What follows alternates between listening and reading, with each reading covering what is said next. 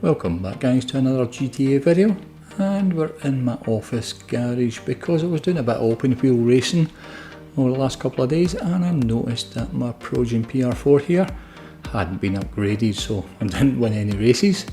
This is the one that I won off the casino wheel a couple of months back, and I've no touched it since, so I think it's about time we get it down to the workshop, get it upgraded, and then see how it goes round the test track. And I do have a sneaky suspicion that once it's been upgraded, it will take the new lap record, or my new lap record at least. But starting off as usual with all the performance upgrades, and already had armour on it for some reason. I'm not sure unless it came like that off the wheel. But there we go, we've got all the performance upgrades put on. Now we can go to the cosmetic side of things. Now I believe this Progen PR4 is actually based off of the McLaren MP4 from the 89 season, I think it was, and that was a year that they absolutely dominated the Formula 1 season with Ayrton Senna and Alain Prost. But getting back to the cosmetic side of this PR4, you can see there was a good number of choices for the bodywork, and it's the same again for the rear wing. And as you saw with the bodywork, I went with the vent panels removed and the extreme rear wing.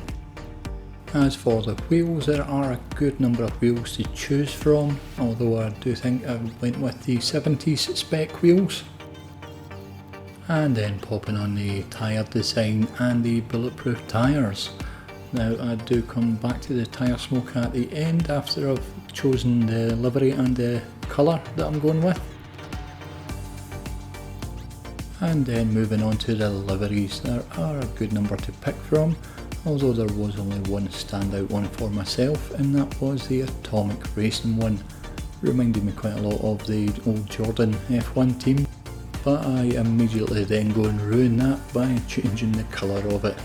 Not too dissimilar to the bright yellow, but we do go with the orange and purple flip on both primary and secondary.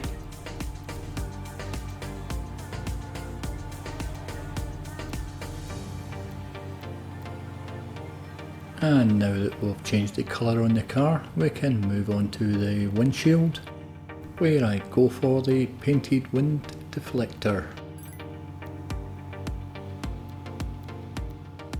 Now there is also the option to do the windows and put a tint onto the windows. Pretty pointless though if you put on the painted wind deflector, and that only leaves the tyre smoke to pop onto it before we head into the test track to see how quickly we can get it round there.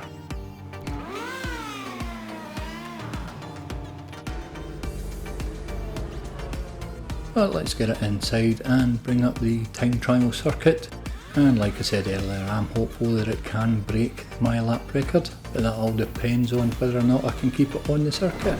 But away we go. And straight away you'll see it handles these corners really well.